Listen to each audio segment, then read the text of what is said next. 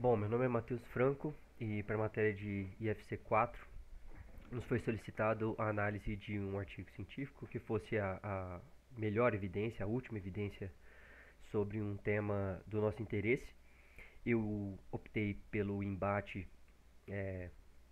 que existe há muito tempo entre cirurgia cardíaca versus é, troca de válvula aórtica transcatéter, e essa é a última meta-análise de 2023 que conta com o resultado dos clinical trials mais recentes. Vamos começar então falando sobre o termo TAVI. Durante a apresentação eu vou falar TAVI, mas engloba tanto os termos TAVR ou troca valvar transcatéter e todo esse guarda-chuva de termos. Fica mais fácil só, eu tenho mais proximidade com o termo TAVI. Em alguns momentos pode aparecer TAVR por conta da origem dos autores, se é europeia ou americana. E a Surgical Aortic Valve Replacement eu vou falar como cirurgia somente, mas descrito vai estar como um SAVR. Fica mais fácil de descrever dessa forma. A TAV é um material relativamente novo, né? Toda terapia endovascular transcatéter, principalmente de troca valvar, é muito nova, mas existe um enorme investimento da indústria nessa área. E a busca por procedimentos minimamente invasivos é contínua, né? Então, ubíqua e cada vez vai mais crescer no mundo. Mas é muito difícil combater cirurgia, que é uma técnica muito bem estabelecida, é uma técnica já antiga. Os profissionais que a executam fazem isso com muita frequência. Os desfechos pós-operatórios são muito bem conhecidos e as complicações são muito bem manejadas da forma que são. Então, é um oponente à altura para as novas tecnologias. A TAV pode ser realizada, ela é transcatéter, né, mas pode ser realizada por uma via transfemoral ou transapical. Isso vai ser importante lá na frente quando a gente começar a comparar alguns desfechos com a via de acesso, por mais difícil que isso seja, mas é possível fazer uma correlação. E a cirurgia aberta é feita por toracotomia. Então temos aí o acesso transapical, o acesso transfemoral e o acesso por toracotomia muito conhecido, né?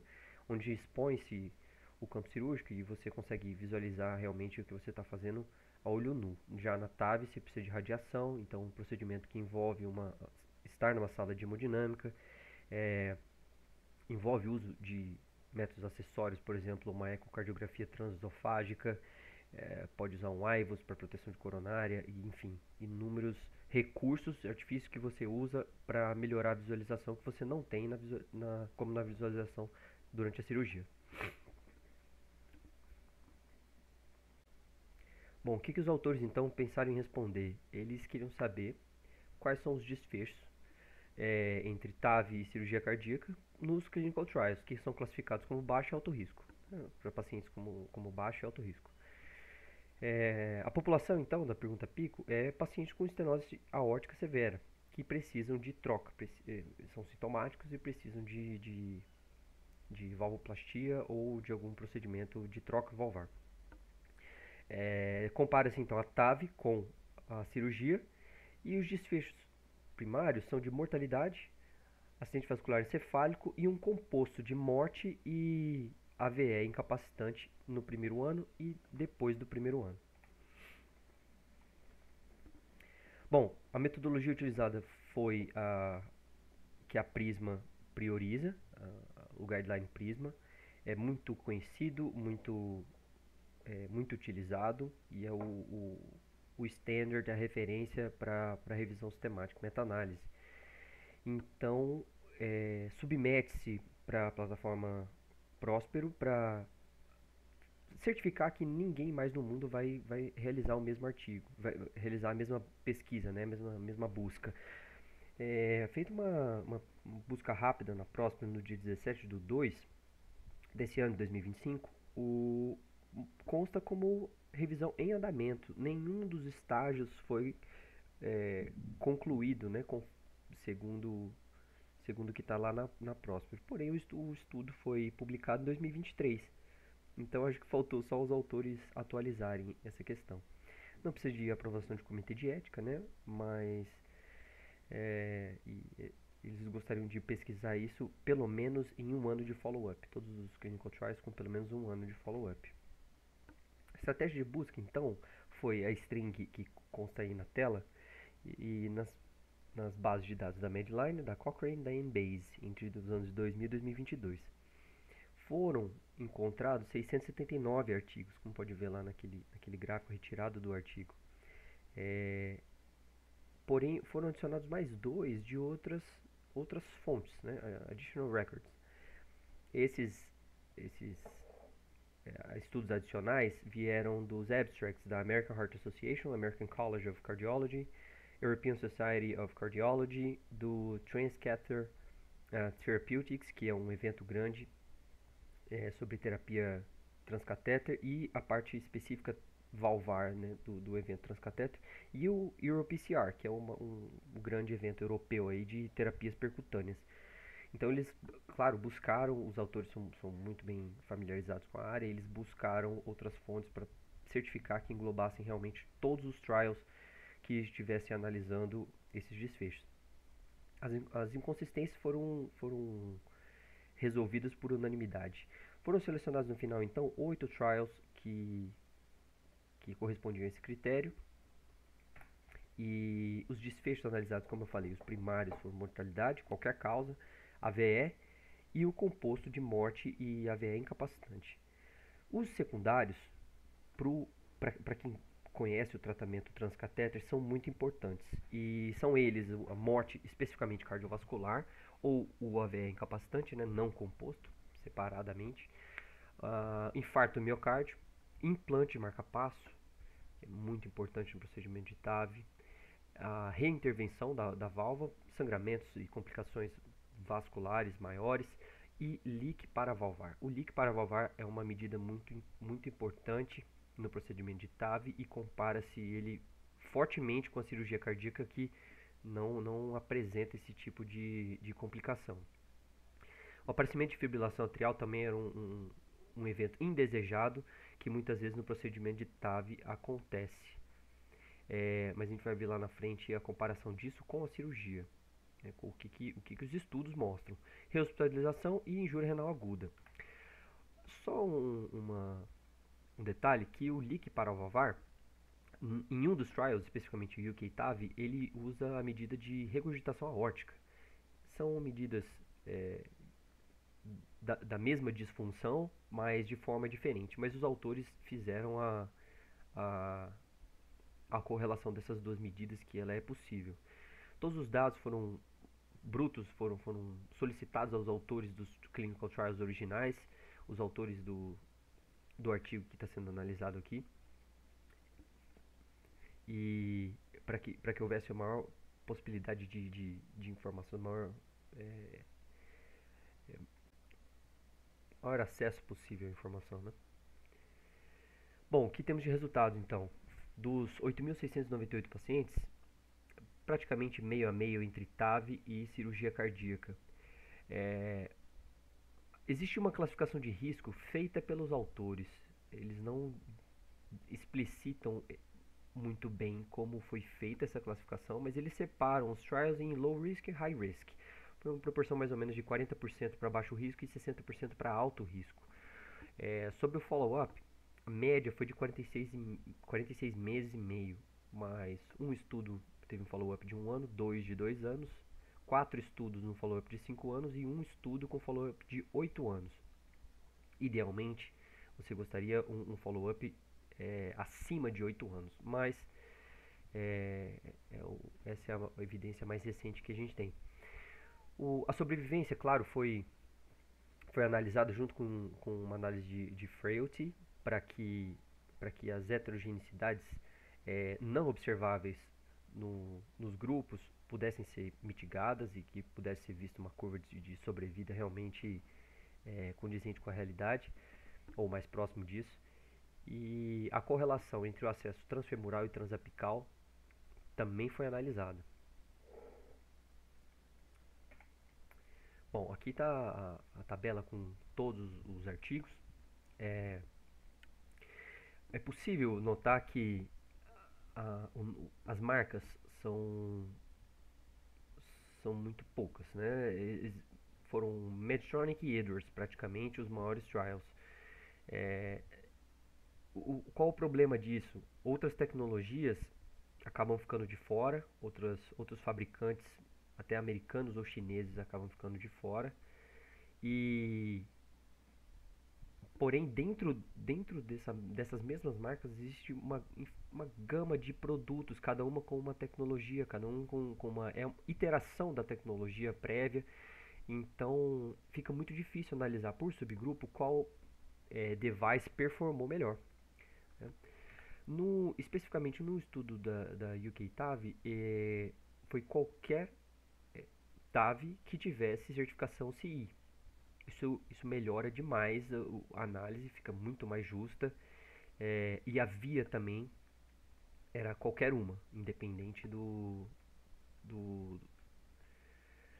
das outras marcas envolvidas, né? Então aqui estão as marcas. É possível ver que a Edwards tem uma TAV balão expansível e a Medtronic uma TAV autoexpansível. Bom, de resultado, o que temos aí? Existia uma, uma, uma crença de que para pacientes alto risco, crença baseada, claro, em estudos, mas para pacientes alto risco, a TAV performava melhor do que a cirurgia cardíaca.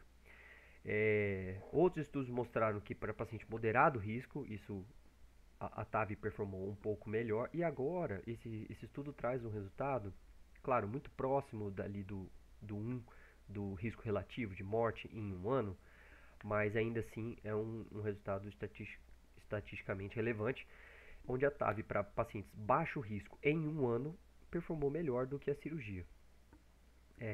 Quando você aumenta esse tempo de follow-up, ali você pode ver que no estudo Notion foram 8 anos, no Partner 2 e no Evolute foram 2 anos também. Isso se mitiga e isso volta a ser estatisticamente indiferente, né? TAV cirurgia cardíaca. Então essa seta aí resume bem a novidade que esse artigo trouxe, né? Quando a gente analisa a AVE, o resultado não é o mesmo. Então a gente tem ali uma similaridade muito grande entre TAV e cirurgia cardíaca no desfecho de AVE em um ano e num follow-up mais longo. Num combinado, claro, aparece então de novo esse resultado beneficiando a TAV para paciente baixo risco em um ano. E percebe-se também que a heterogeneidade dos estudos é muito baixa, né? O I quadrado praticamente zero em todos, ou pelo menos menor do que 75%. E o P para heterogeneidade também, todos acima de 0,10, aceitando-se então a hipótese nula. Bom, agora para alto risco. Alto risco já não percebe-se a mesma coisa. Para pacientes alto risco, a TAV e a cirurgia tiveram o mesmo resultado de morte em um ano.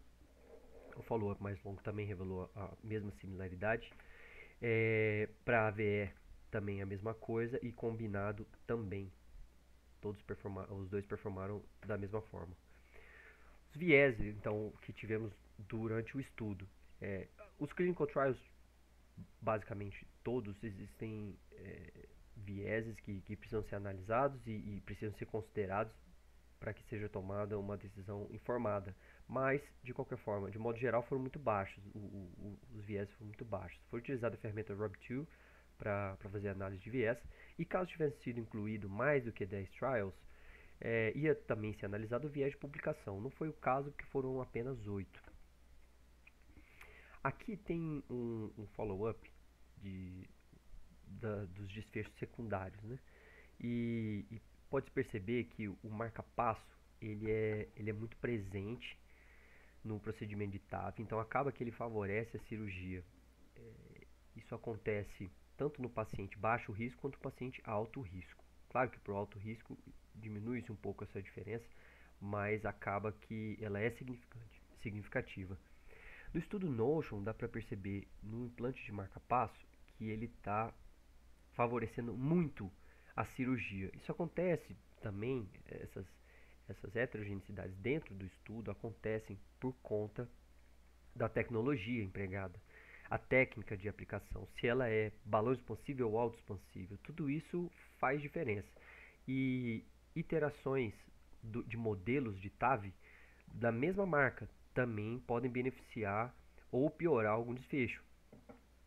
É, injúria renal aguda, por exemplo, é um desfecho que foi muito melhorado com a TAV, é uma coisa que não acontece que não acontece no procedimento de TAV por conta do tempo de CTI, tempo de internação menor, e o acesso é muito menor, então o remite é muito menor. A taxa de rehospitalização, FA e sangramento da TAV também foi menor. FA é interessante notar que é uma coisa era assim, né, muito associada à TAV por conta da proximidade do feixe de condução. Acreditava-se e via-se muito uma associação entre FA e o procedimento de TAV. Os estudos mostram então que essa correlação ela tende mais à cirurgia cardíaca. As complicações vasculares e principalmente o leak paravalvar, tanto de baixa intensidade e moderada intensidade, acabam sendo mais correlacionados à TAV por conta do acesso à complicação vascular, claro, né? E o leak paravalvar por causa da técnica do procedimento em si. As complicações vasculares de acesso elas vêm diminuindo conforme avança-se a tecnologia e usam-se tecnologias adicionais no fechamento percutâneo desse acesso. Acesso não somente femorais, mas muitas vezes em procedimentos que precisam ser realizados e o paciente não tem condição de fazer cirurgia, às vezes até um acesso axilar pode ser feito. Mas isso demanda, novamente, estar a par das novas tecnologias, estar a par de boa técnica cirúrgica de acesso. O leak paravalvar é uma coisa que tende a diminuir, principalmente daqui para frente, com os novos modelos de TAV reposicionáveis. Mas percebe-se que é uma coisa que acontece na TAV e não acontece na cirurgia cardíaca. Agora comparando os dois, né, o que temos de diferença? A TAV mostrou que os problemas pós-operatórios geralmente acontecem no longo prazo, né, de rehospitalização, implante de marca-passo, complicações maiores às vezes do que 6 meses até um ano. Agora, no procedimento de cirurgia, as complicações geralmente são pós-operatórias imediatas, né? Então, injúria renal aguda são procedimentos, uma FA, um sangramento maior, o major bleeding, né? Então, isso está mais associado à cirurgia cardíaca. No longo prazo, acaba que elas performam igualmente, a taxa de mortalidade é muito próxima, porque isso vai se diluindo ao longo do tempo. Para paciente baixo risco e alto risco, então muda-se pouco o tipo de complicação que aparece, né? Eu só salientei o que mudou um pouquinho entre os trials de baixo risco e alto risco. Então, para fechar, a TAV então apresentou menos eventos adversos no curto prazo e menor custo de CTI. Então, isso a depender do grande centro é muito importante. Porém, os grandes centros geralmente estão mais habilitados, são mais habilidosos em fazer procedimento de cirurgia e que é menos dependente do acesso da indústria ao centro. Então, acaba que o cirurgião tem um pouco mais fica mais em casa, sabe? O cirurgião tem um pouco mais de facilidade de fazer o procedimento, que não conta muitas vezes com hemodinâmica, com ecocardiografia transesofágica e esses outros métodos, né? As TAVs mostraram complicações de acesso, marca-passo, rehospitalização e leak paravalvar no longo prazo. Coisas associadas ao procedimento de TAV, do mesmo jeito que a injúria renal aguda e FA são associados ao procedimento de cirurgia. Cada um tem suas dificuldades, né? As limitações agora do estudo.